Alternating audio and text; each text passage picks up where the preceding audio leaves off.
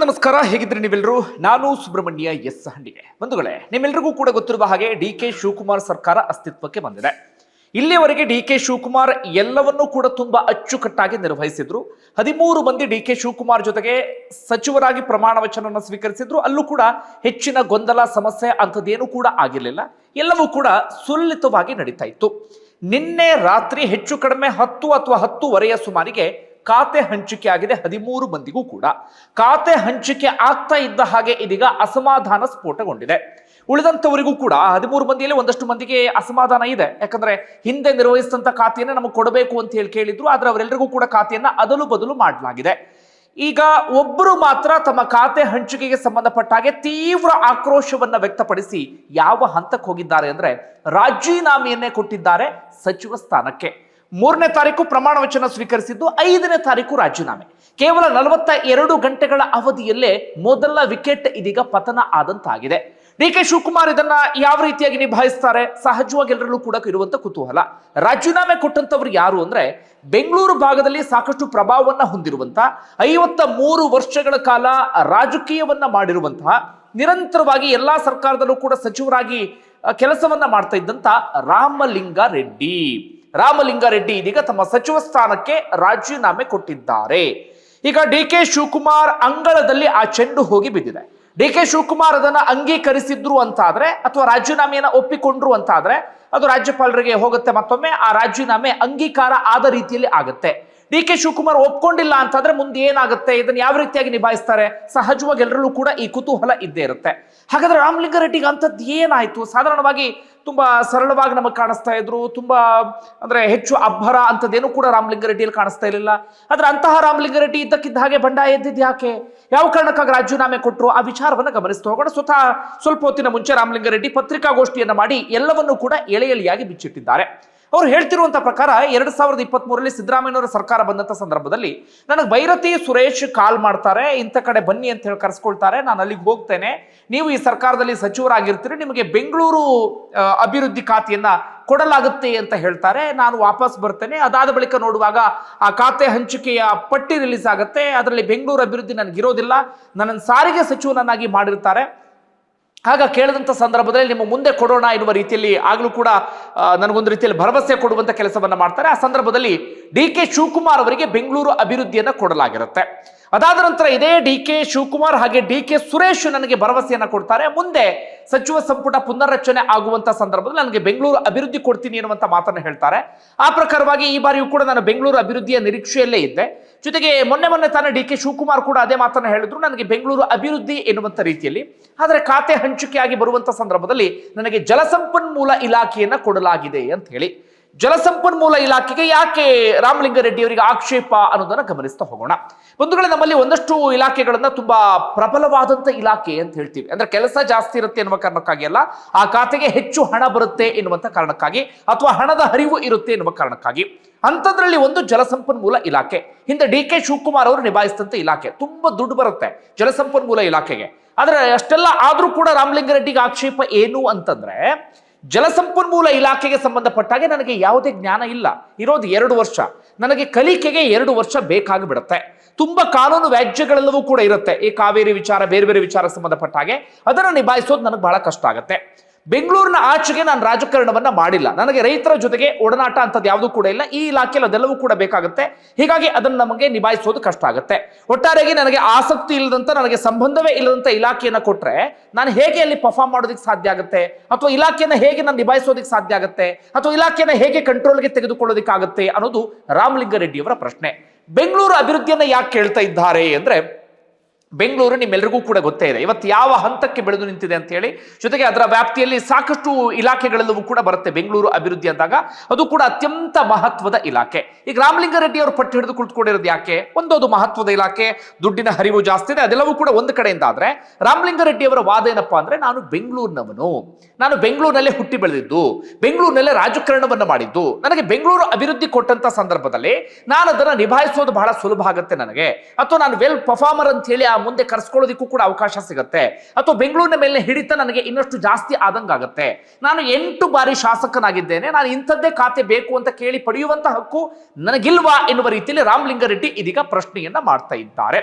Okay, ಪ್ರಶ್ನೆಯನ್ನ ಮಾಡಿ ಇವತ್ತು ರಾಜೀನಾಮೆಯನ್ನ ಘೋಷಣೆ ಮಾಡಿದ್ದಾರೆ ಸಚಿವ ಸ್ಥಾನಕ್ಕೆ. ಅವರು ಹೇಳ್ತಾ ಇರೋದು, ಆತ್ಮಸಾಕ್ಷಿಗೆ ವಿರುದ್ಧವಾಗಿ ನನಗೆ ಕೆಲಸ ಮಾಡೋದಕ್ಕೆ ಸಾಧ್ಯ ಆಗೋದಿಲ್ಲ, ಅಥವಾ ಮನಸ್ಸಾಕ್ಷಿಗೆ ವಿರುದ್ಧವಾಗಿ ನಾನು ಕೆಲಸವನ್ನ ಮಾಡೋದಿಲ್ಲ.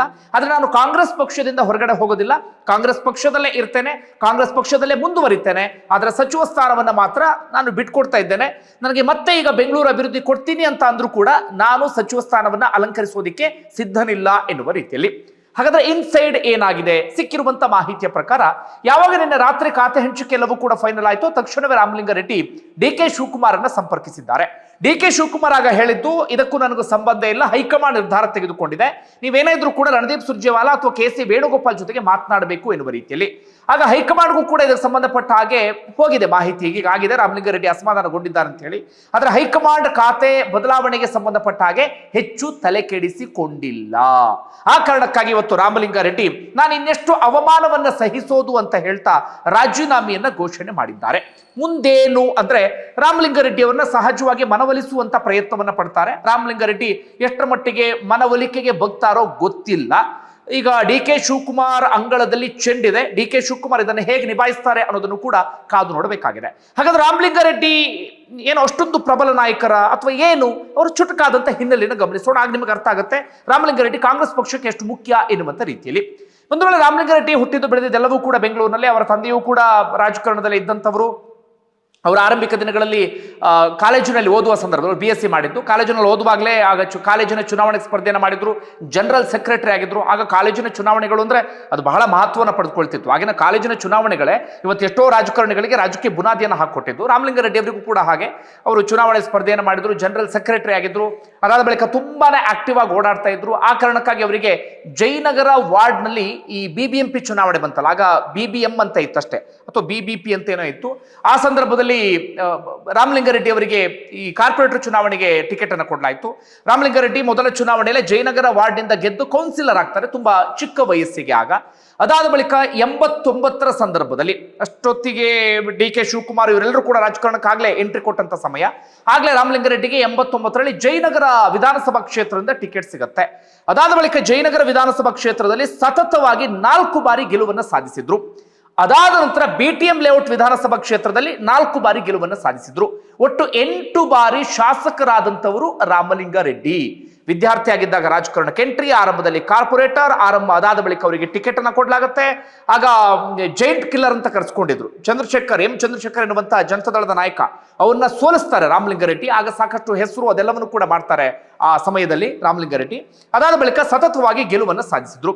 ಜೊತೆಗೆ ಬೇರೆ ಬೇರೆ ಇಲಾಖೆಗಳಲ್ಲಿ ಅವರು ಕೆಲಸವನ್ನ ಮಾಡಿದಂಥವ್ರು, ಬೇರೆ ಬೇರೆ ಸರ್ಕಾರ ಇದ್ದ ಸಂದರ್ಭದಲ್ಲಿ. ಮೊದಲ ಬಾರಿಗೆ ಅವರು ಸಚಿವರಾಗಿದ್ದು ಯಾವಾಗ ಅಂದ್ರೆ ವೀರಪ್ಪ ಮೊಯ್ಲಿ ಅವರ ಸರ್ಕಾರದಲ್ಲಿ 92ರಲ್ಲಿ. ಆಗ ಹಣಕಾಸು, ಬೃಹತ್ ಮತ್ತು ಮಧ್ಯಮ ಕೈಗಾರಿಕೆ, APMC ಇದರ ಸಚಿವರಾಗಿದ್ರು. 2002ರಿಂದ 2004 SM ಕೃಷ್ಣ ಸರ್ಕಾರದಲ್ಲಿ ಆಹಾರ ಮತ್ತು ನಾಗರಿಕ ಸರಬರಾಜು, ಬೆಂಗಳೂರು ನಗರಾಭಿವೃದ್ಧಿ ಸಚಿವರಾಗಿ ಆಗ ಕೆಲಸವನ್ನ ಮಾಡಿದ್ರು. 2004ರಿಂದ 2006 ಧರ್ಮಸಿಂಗ್ ಹಾಗೆ JDS ಮೈತ್ರಿ ಇತ್ತಲ್ಲ, ಆ ಸಂದರ್ಭದಲ್ಲಿ ಪ್ರಾಥಮಿಕ ಮತ್ತು ಪ್ರೌಢ ಶಿಕ್ಷಣ ಸಚಿವರ ಕೆಲಸವನ್ನ ಮಾಡಿದ್ರು. 2013ರಿಂದ 2018 ಸಿದ್ದರಾಮಯ್ಯನವರ ಇದರಲ್ಲಿ ಮೊದಲಿಗೆ ಸಾರಿಗೆ ಸಚಿವರಾಗಿ, ಅದಾದ ಬಳಿಕ ಗೃಹ ಸಚಿವರಾಗಿಯೂ ಕೂಡ ಕೆಲಸವನ್ನ ಮಾಡಿದ್ರು. ಈಗ ಏನ್ ಬೆಳವಣಿಗೆ ಆಗ್ತಿದೆ ಅನ್ನೋದನ್ನ ಗಮನಿಸ್ತಾ ಇದ್ದೀರಿ.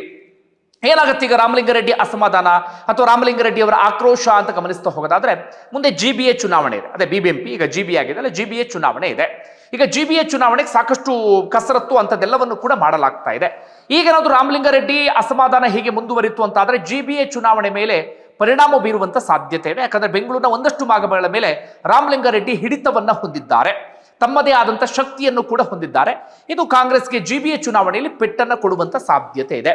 ಹಾಗಾದ್ರೆ ಯಾಕೆ ರಾಮಲಿಂಗಾರೆಡ್ಡಿಗೆ ಬೆಂಗಳೂರು ಅಭಿವೃದ್ಧಿಯನ್ನ ಕೊಡ್ಲಿಲ್ಲ ಅಷ್ಟೆಲ್ಲ ಕೇಳಿದಂತ ಸಂದರ್ಭದಲ್ಲೂ ಅಂತ ಹೇಳಿ, ಈಗ ಬೆಂಗಳೂರು ಅಭಿವೃದ್ಧಿ ನಿಮ್ಮೆಲ್ಲರಿಗೂ ಕೂಡ ಗೊತ್ತಿರುವ ಹಾಗೆ ಕೃಷ್ಣ ಬೈರೇಗೌಡರಿಗೆ ಕೊಡಲಾಗಿದೆ. ಈಗ ಹೈಕಮಾಂಡ್ ಯಾವ ರೀತಿಯಾಗಿ ಯೋಚನೆ ಮಾಡಿದೆ ಅಂದ್ರೆ, ಕೃಷ್ಣ ಬೈರೇಗೌಡರು ಹಿಂದೆ ಕಂದಾಯ ಇಲಾಖೆಯಲ್ಲಿ ಇದ್ರಲ್ಲ, ತುಂಬಾ ವೆಲ್ ಪರ್ಫಾರ್ಮರ್ ಅಂತ ಹೇಳಿ ಕರೆಸ್ಕೊಂಡಿದ್ರು. ಈಗ GBA ಚುನಾವಣೆ ಮುಂದೆ ಇರುವಂತ ಕಾರಣಕ್ಕಾಗಿ ಒಳ್ಳೆ ಕೆಲಸಗಾರ ಬೇಕು ಎನ್ನುವ ಕಾರಣಕ್ಕಾಗಿ ಕೃಷ್ಣ ಬೈರೇಗೌಡರಿಗೆ ಅವಕಾಶವನ್ನ ಮಾಡಿಕೊಟ್ಟಿದ್ದಾರೆ. ಇದೇ ರಾಮಲಿಂಗಾರೆಡ್ಡಿ ಅವರ ಸಿಟ್ಟಿ ಕಾರಣ. ಅಂದ್ರೆ ನನಗೆ ಅವಮಾನ ಮಾಡ್ತಿದ್ದಾರೆ ಅಂತ, ನಾನು ಹಾಗಾದ್ರೆ ಕೆಲಸ ಮಾಡಲ್ವಾ, ನಾನು ಹಾಗಾದ್ರೆ ಪ್ರಬಲ ರಾಜಕಾರಣಿ ಅಲ್ವಾ, ನನ್ನ ಬದಲಾಗಿ ಖಾತೆಯನ್ನೇ ಕೇಳದಂತ ಕೃಷ್ಣ ಬೈರೇಗೌಡರು ಬೆಂಗಳೂರು ಅಭಿವೃದ್ಧಿ ಕೇಳಿರಲಿಲ್ಲ, ಅವ್ರು ಕೇಳಿದ ಕಂದಾಯ ಇಲಾಖೆಯನ್ನೇ, ಖಾತೆಯನ್ನೇ ಕೇಳದಂತ ಕೃಷ್ಣ ಬೈರೇಗೌಡರಿಗೆ ಯಾಕೆ ಕೊಡಬೇಕಿತ್ತು? ಇದು ನನಗೆ ಉದ್ದೇಶಪೂರ್ವಕವಾಗಿ ಮಾಡಿರುವಂತ ಅವಮಾನ ಅಂತ ಹೇಳಿ ರಾಮಲಿಂಗಾರೆಡ್ಡಿ ಅವರಿಗೆ ಇದೀಗ ಅನಿಸ್ತಾ ಇದೆ.